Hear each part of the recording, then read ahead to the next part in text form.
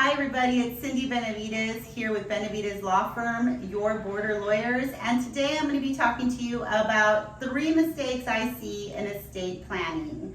And we're going to get started with the top 3. I'm going to go through them quickly and then I'll break into each one a little bit more in depth. The first one is failing to get a statutory durable power of attorney done. The second one is failing to make a will or an estate plan altogether. And the third one is failing to even organize your file and your important documents for your loved ones. So let's get started.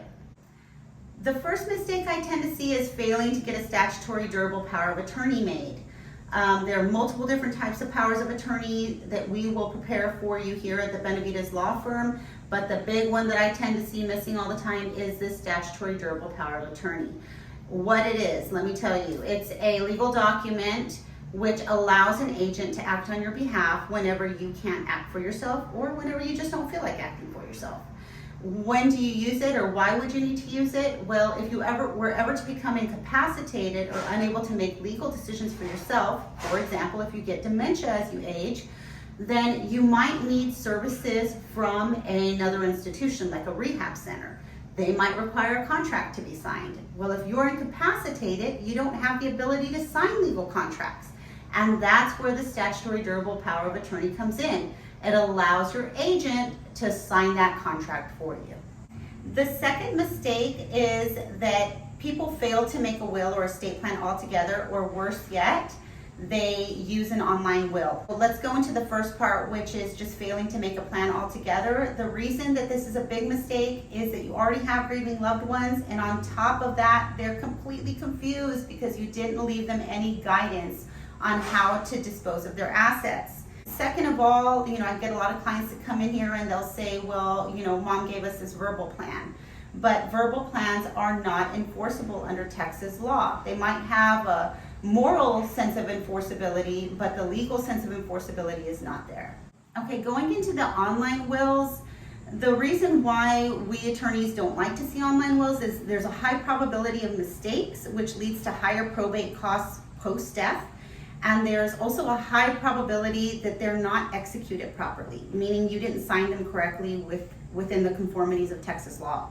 Also with online wills, you're not going to get the professional analysis of an attorney that's going to have help you consider things like minor children, special needs children, or beneficiaries who are on Medicaid or disability benefits.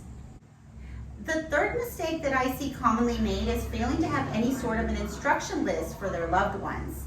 So what I mean by that is having an organized file along with an organized Word document which goes through and lists what your assets are, if it has a mortgage on it, who the mortgage company is, if there are utilities associated with it, what are those utilities, and if they're online accounts, what are those passwords, what are those websites.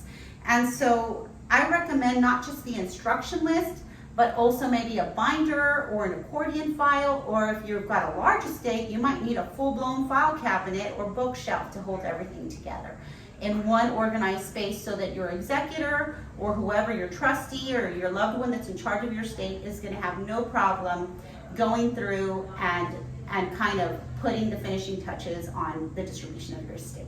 Using an attorney like myself who specializes in estate planning can help to avoid extra costs post-death.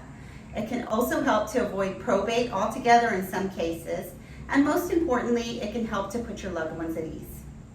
Just so you know, my average estate plans for an individual run around $500, and they tend to include at least 4 very important legal documents, some of which I talked about today.